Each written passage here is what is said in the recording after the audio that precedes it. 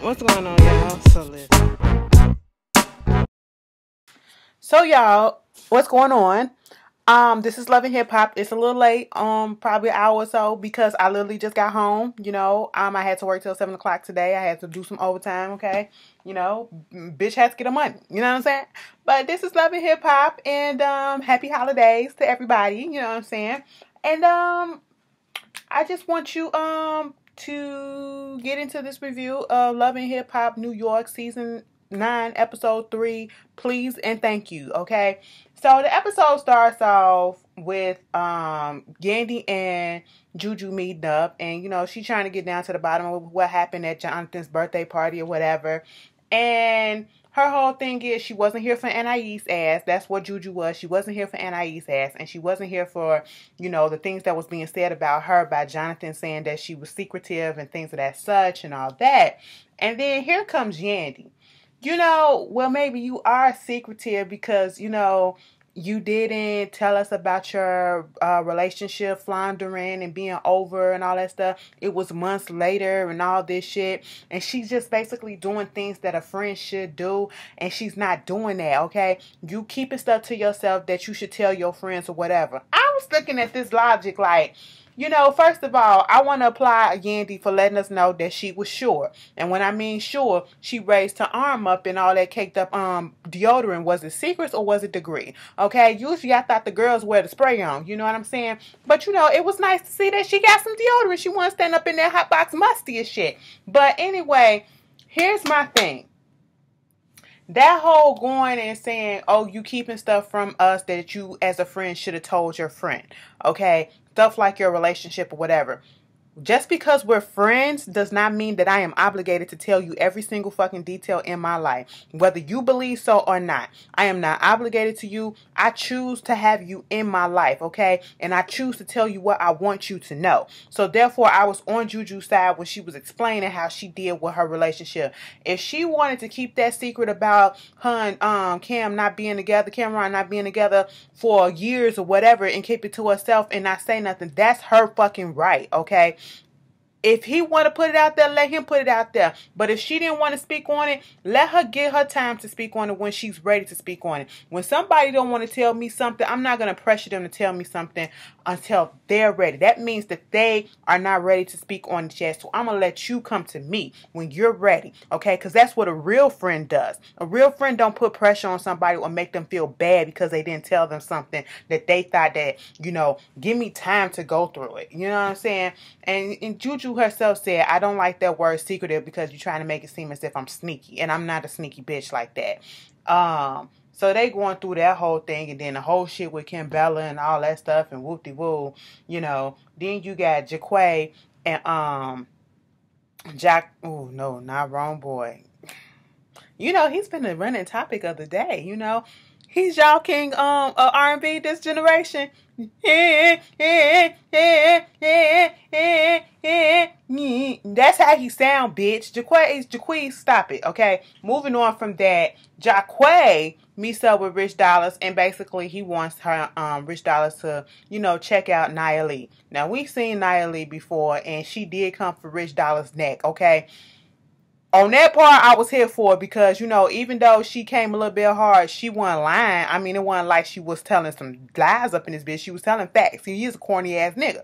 But Nia Lee is so aggressive, and every time I ever heard anything after her that little scene or when we first got introduced to Nia Lee, it's always been negative shit. The last thing that I heard was some negative stuff when she was trying to call out Cardi B. She was just trying to get on the Cardi hate train when everybody else was doing it, when it was the Nicki and Cardi beef that was going on real strong. Okay, everybody wanted to put this out, put that out. And I was like, girl, who cares? Okay, y'all insignificant at this point. And even Rich said, she came in my throat, but where is she now? I said, on the one hand, I get what you saying, Rich. But you still on Love and Hip Hop and you ain't really done shit besides Love and Hip Hop that we know of, okay? Maybe you doing some behind the scenes shit, but, pot called and kettle black. Both of y'all in the same goddamn boat if you ask me. You just doing probably a little bit better. Moving on from that, Jaquay saying that she's a changed woman since, she had her child and she's doing the music thing, and he got on a song and it's blowing up, and he was like, okay, I'll do that for you if you do this for me. I got this girl, she's a rapper, I seen her on Instagram, she got a whole bunch of followers and stuff. I want you to check her out. If you feel like she hot, I want you to, you know, do a song with her, write a song for her. It was like, is this thing that you trying to get? She was like, nah, I'm just strictly business right about now. I said, yeah, right. Then we get this rooftop scene with what's his name? Jonathan. I was about to call him Jasmine. Jonathan wants to meet up with Anais and Kimbella because those are the two people that started some drama in his party, according to him. Okay. You know, and he wants them to apologize to him for having his birthday ruined. Okay. And here's my thing. I understand you want to get the big main factors out the way. Jonathan is extra as hell. Yes, Kimbella was, you know, Kimbella did what some of y'all would do in your friendship. If you hear somebody talking some shit about your friend, you ain't gonna sit there and let them talk shit about them and not tell them what was said. And that's what she did with Juju. So I can't say she was right or wrong, because some people would tell, some people wouldn't. You know, to play mutual if you got two friends feuding against each other or having issues with each other. But, you know, that whole Anais thing, here's the thing.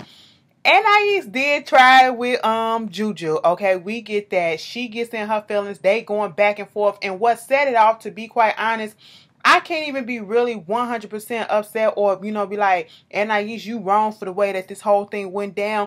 No, I had to come at Jonathan, because Jonathan, you want to confront somebody and you want to talk something out and you want them to give you an apology and, you know, hear their side. You don't come to them in a tone that said, I'm inviting you to actually speak and let's have this adult conversation. Right off the bat, you was over there and you came over here and you went over here and you did all this shit to Juju and all this stuff and da da da. I said, damn, calm the fuck down. Calm down. Calm down. It was attack mode. Attack mode. I was like, calm the fuck down. I was surprised, though, that he was kind of taking up for Juju. Okay? Even though they had their issues, he put that to the side and said what happened was not right with her. Okay? And, of course, not Juju, but Anais and Jonathan get into it. At first, it seemed like they was going. She was like, I'm trying to defend you. You my friend and all this stuff. I'm trying to defend you. And then, next thing you know, it flips. And she was like, excuse me for trying to bring some light to your deaf-ass funeral or whatever, your bitch-ass funeral and all this stuff. Blah, blah, blah. And he was like, fuck you, bitch, with your fake ass and your dusty-ass wig. I said, I don't talk to my friends like this. But, okay, you know they're going to be cool later on. They're going to be cool later on. You got Sin there. Mind you, Sin just came back from Cabo. She went to Cabo to fuck and didn't do it. He just slept. They it's wasting money to go sleep somewhere else. That's basically what was happening. That's what Sin basically told us. And so, to the Kimbella thing, his whole thing was, you told her verbatim everything that I said. I'm listening to what she's telling me, and it's everything that I told you and we said in that conversation. And at this point, Kimbella is over it. You know, she getting all in her feelings and defensive a little bit. But on the one hand, I'm with her too. Like, girl, yeah, I told her what you said, bitch, but don't make it seem like I called her secretive, because that's not what I said. That's not what she said. She didn't call her secretive, but she just said she's hard to get into. You know, don't let people in. That's what was said. It didn't say secretive. It was like she's hard to let people in. You know, but at this point, Kimbella was like, bitch, I got real shit going on at home. I don't give a fuck about this. I said, you know what? I'm on the same track with you right now, okay? Fuck all this shit. Go home and take care of your kids, bitch. And go worry about what your nigga finna do. So Juju go talk to Remy Ma. You know, she just trying to get somebody that's on her side. And, you know, Remy Ma is just talking about how she's on a photo shoot. And she's going to step away from performing. But she's still going to be in the studio. She still got an album supposedly coming out. We don't know what happened with that. That album's supposed to be coming out for a while now, but okay. And, you know, she's working on her little clothing line that she's doing. And Juju starts talking about all the stuff that's been going on and the whole thing with Jonathan and, you know, the secretive comment. And she says she know where he got that from. He got that from Yandy. And then she starts to tell her what Yandy said about the relationship and all that shit. And Remy Ma said, you know, y'all should talk, but let me be there to be a mediator, because once you get going, we already know how you just gonna blow up or whatever if she say something you don't like or whatever. So just let me be there to do the mediation and stuff like that. So then we get Rich. Rich is at this diner or whatever, supposed to be, you know, meeting up with this person that he got off of Instagram or whatever. And the person comes in. He was like, first of all, she got a big personality. She seems cool, but, you know, she's been DMing him for years and just flooding his inboxes and stuff like that. And she's just really out there. Come open up the door, it's Sydney motherfucking Star, okay? I'm pretty sure everybody done heard, or just about everybody done heard Sydney Star at least one time or another, alright? And she's sitting there like, you know, I was blowing up your DMs and I would do anything to make you believe that I can be the next biggest thing that you ever did. I said, bitch, no, okay? Now, I done heard her rapping, no. And then Jaquay comes sitting down and, you know, she called him Jaguar. That was a little kiki right there. But it just felt a little corny to me. That whole scene, it felt like, let me put on a show because the cameras is right there. I mean, this is what the whole show is about, but it more so felt that way this time. And when it was like, Sydney was like, let me freestyle and all this stuff. And then when you start talking about, Jaquay was saying, go ahead and do what you gotta do. Go ahead and do what you gotta do. So Sydney started freestyling. And the white boy that was sitting by, that motherfucker was like, he kept turning around. He was just busting up laughing. He couldn't contain it, bitch. I would have been embarrassed, okay? No lie, I would have been embarrassed. And then get up out the boot and you doing all this stuff and the freestyle wasn't even shit. What bars were there? Okay, the only wow factor of the freestyle was the fact that she put in there that she still has her penis because she is a trans woman. She's a trans woman. And we've known that. Most of us already knew that. And Jaquay did know that. But that was the only wow factor, I guess, that she had. And he told her the real, you need to work on your shit, okay? You stuttering and shit. The flow was alright, but the flow was trash, okay? Everything about it was trash. And I said, Rich, this is the best that you can do. Okay. Okay.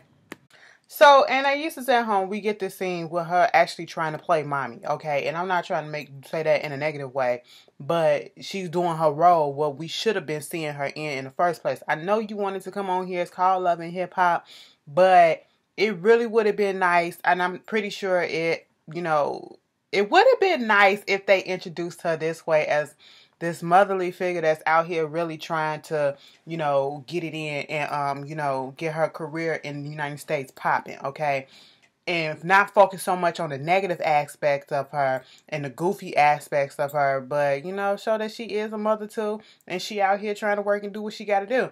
You know, and I just like, girl, it's just so hard to see that now that I done seen you in season 1 acting the ass in the way that you act, and then trying to see you act like you know, sitting down with the homework. And it's unfortunate because, you know, she had a bomb-ass storyline too. She could have been talking about the struggles and the trials and tribulations, not necessarily harping all up on it, but putting that information out there. Her son got autism and stuff like that.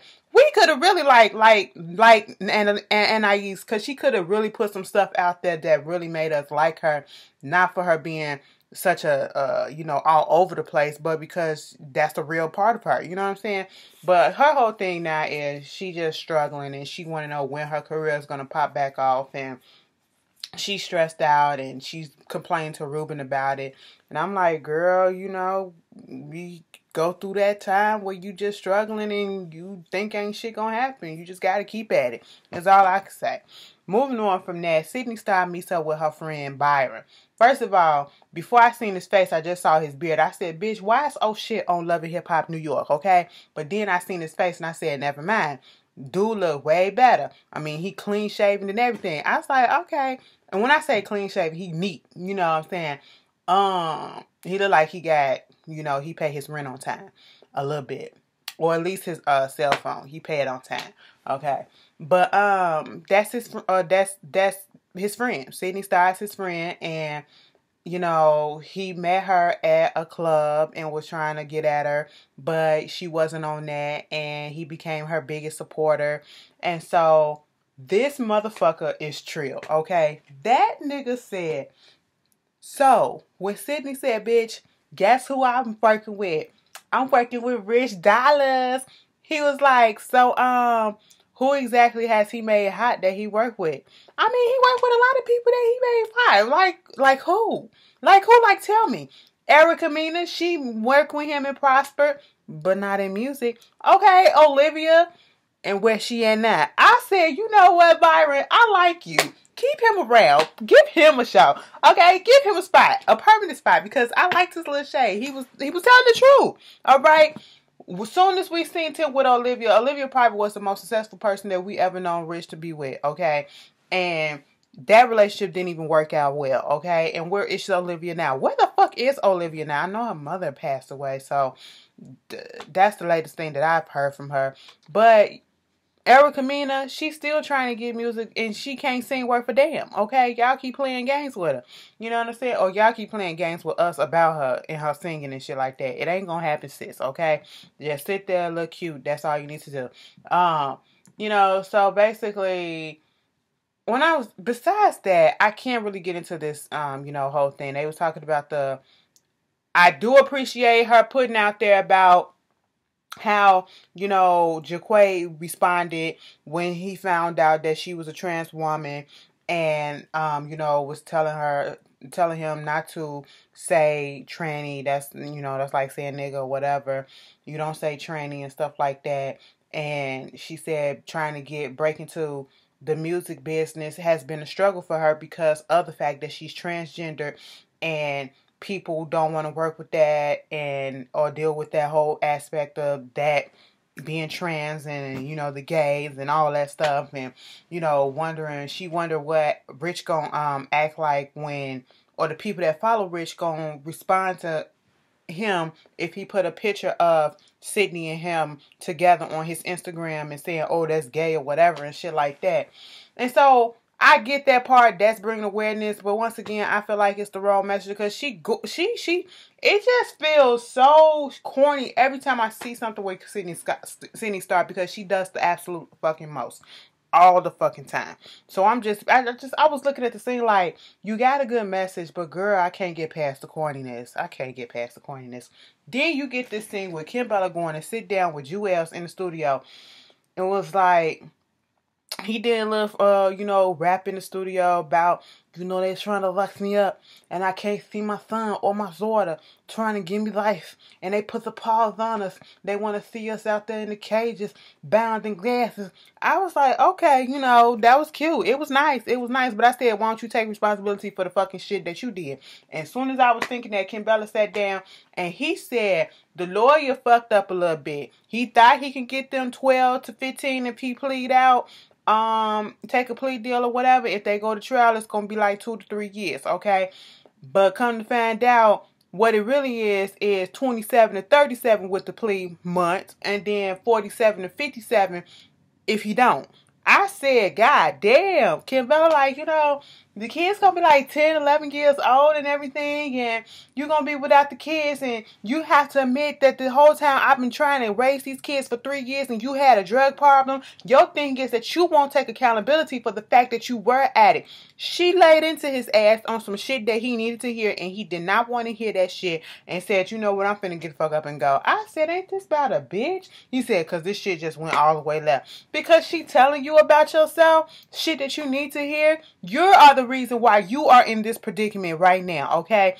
You put yourself here. Kim Bella didn't, your kids didn't, the world didn't, you did, okay? You decided to continue to take them drugs. Now I know opioids and stuff like that is very highly addictive or whatever, but people was telling you about yourself, and I'm pretty sure that they knew that you had a drug problem and was telling you that you had a drug problem and you refused to get help until something like this happened to wake your ass up when your whole seemed like your life about to be taken away from you. So, yeah, I just don't feel sorry for them. I feel bad for the kids and shit. Kim Bella. So, yeah, then, Juju and Remy Ma, they met up and had a little sit down and, you know, got down to the bottom of it. She was like, you the one that used the secretive term and all this stuff, and you can't call me secretive, but then you didn't tell us about what was going on with your marriage and how you didn't sign the papers. Yandy tried to justify that shit talking about well, the reason why we didn't do it is because we didn't know if he was going to take the plea deal or whatever was going on, so we didn't want to say nothing until everything was done. That's totally different from this situation. I said, bitch, how? She didn't want to say nothing until the shit was totally done, until she was ready to say something and she was coming to terms with it. Same thing you was doing with your fucking marriage, okay? Like Remy Ma said, the shit was the goddamn same. Alright? And then Juju was like, since we added, did you go talk to my ex? And she was like, no. Because, you know, he was acting funny after the breakup a week later or whatever. And, you know, she was like, whatever, because she don't believe Yandy. And at this point, Remy Ma was like, can we just stop using the word secretive, deceptive, and private, okay? Just let this shit go, okay? And I'm about to bounce, all right? Then we get to this Nia Lee and Jaquay performance, and I'm tired of these girls, and maybe it's because it's the standard in the industry, thinking that in order to get recognized, you have to dress a certain way with your ass all out, your titties all out, and all that stuff. Okay? And the only reason why you're getting signed is because of the way that you look, not because of the talent that you present. Alright? Been there, done that. I'm tired of seeing it, okay? Nia Lee, that shit was fucking played out, your ass all out. Then you sitting here talking about how you a new mother and you got a baby girl, and so this the new and improved you, and you didn't calm down. And I'm like, you look the goddamn same with a wig on, okay? That's what you look like. Instead of being bald headed the last time I seen you, you got hair now, a wig. That's all that it is, okay? Then you throwing shots at Bridge still about, oh, how he have all these women and all this stuff, and I don't even want to really do business with you because we know how messy you are and how you get down. And I'm like, granted, he is corny. Granted, he has done that. We obviously see that she been watching the last few seasons of Love and Hip Hop New York, because she literally, you know, told us about the NIE situation, told us that he been smashing her. We know that. We watched the shit too. Okay. And so, you know, at this point, it's like, we get it. We get it. Calm the fuck down. And he had to tell her, you need to get your ass in line and start becoming humble, okay? You do too fucking much. And at this point, Sydney come in and was like, hey y'all, how y'all doing? Okay, now at this point, I didn't feel like Sydney did anything wrong right there. All right. She didn't do anything wrong right there, because she just said, hey y'all, how y'all doing? And maybe okay, if you say she busted in a section that she probably wasn't invited into and she just came into a conversation and interjected, okay, yeah, then that was wrong. But other than that, she didn't do nothing wrong. And then Rich used her as an example as to how to be bubbly and to be, you know, humble and all that stuff. And then she was like, Nia Lee was like, who the fuck is this? Okay, and the way she said it, it was like she's ready to be like, bitch, why is she here? You know what I'm saying? And I was like, where are you getting the attitude from? And at this point, she was like, I'm Sydney Star, baby. I've been famous. This is where Sydney went wrong. When she said, I've been famous longer than you. Okay. And Nia Lee was like, no, you haven't, girl. I don't know you. I ain't never heard of you and all this stuff. I said, bitch, you's a lie. Okay. Mostly, a lot of people have heard of Sydney Star. Bitch, I've heard of Sydney Star years ago. So, yeah, she has been famous longer than you. Okay. Whether it's not TV famous, not celebrity famous, but she's been talking gossip famous. Okay. We know about her. Most of us. Some of us. Few of us. Moving on from that. And so at this point, shit started getting heated. And I was like, where is this all coming from? Then Rich said, you know, cut it out. Okay, Sydney, let's go take a walk. Jaquay come over there talking about something. You can't have that energy. That's my homegirl. She just got through doing a performance and you coming up in there like whoop-de-whoop-de-woo. And I was like, no, she really wasn't. Because old girl looked at her funny first, okay? But anyway, it just felt like Jaquay was looking for a reason not to work with her. And because she said, if you keep that same energy, I'm not going to fuck with you because that's my friend and all that shit. And I was just like, if you don't want to work with a bitch, just say you don't want to work with a bitch. Yeah. I mean, just say that her bars is whack as fuck, which is real. And the episode ends with Kimbella and Joel's going to the courthouse, and he's about to make his decision. He hasn't made it until he got to the courthouse, and we see him coming out, and he decided to take the plea because he said that's the least selfish thing that he can do for his family. And it's not even a guarantee that he's going to get the amount of time that they said in the plea. He can get more, okay? But at this point, what really pissed me off was when they was in the car, he talking about some, this is fucked up the way things been going because he been living his life right up until this moment. And Kim Bella was like, so you talking about prior to you getting arrested and this whole thing? He was like, yeah. And she was like, so you really don't think that, you had a problem with the drugs and doing the drugs and stuff? That wasn't an issue.